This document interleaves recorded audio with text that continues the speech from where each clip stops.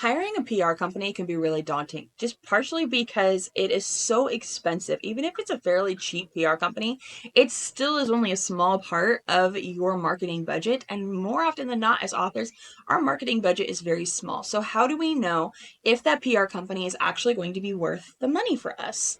My favorite way, and it might not be yours, is to actually function as an influencer for them. Most PR companies take influencers and people with bookish social media accounts of all sizes. And one great thing about this is you only have to do it for books you're actually interested in. You don't have to do it long term, but if you like to, you can, because it actually lets you create really fantastic, engaging content for your audience to show them comp books, to show them other things and keep them engaged between releases.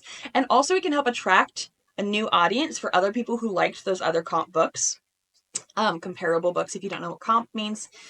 It gives you a great way of finding out the new stuff that's coming out, of being able to kind of help engage with your readers, your audience, your target audience in a less salesy kind of way, which is so much fun, especially because then later you can use those same books as like combinations in, even if it's with ebook stickers, which I'm going to be doing a separate post on how to do that kind of stuff. But this lets you have the opportunity of engaging with your readers in a completely different way, but also you get to see how that PR company engages with the PR teams that they are doing. You get to see how they are holding those PR influencers accountable on even caring if they actually do a post.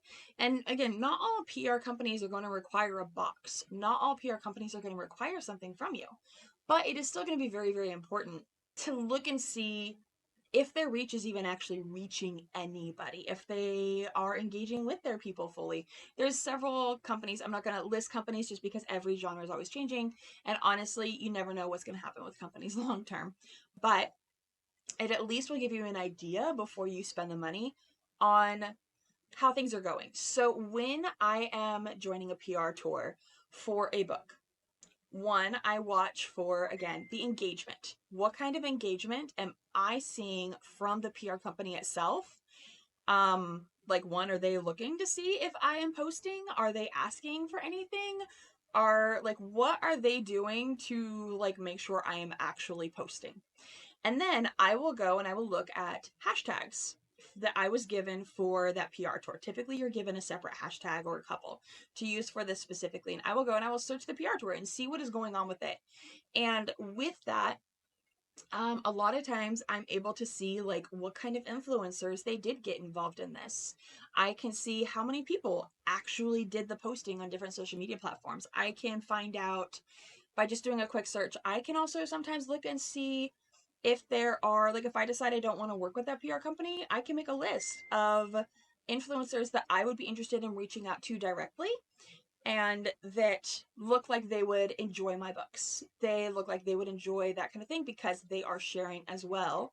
So it's a great way where it's kind of a win win, where you get super easy to make social media content that's going to let you engage with your readers. But at the same time, it also gives you the opportunity to test them out and make sure that they are going to be worth the money. Now, I do want to mention with this, if you've not heard of the 7 touches of marketing, what that means is that for most buyers, they typically need to see something at least 7 times before they will buy it. And typically, they need to see something at least 7 times in the right mood. PR and marketing in general typically is not a very quick payoff. We love it when it is. We really, really do. But it doesn't always work that way.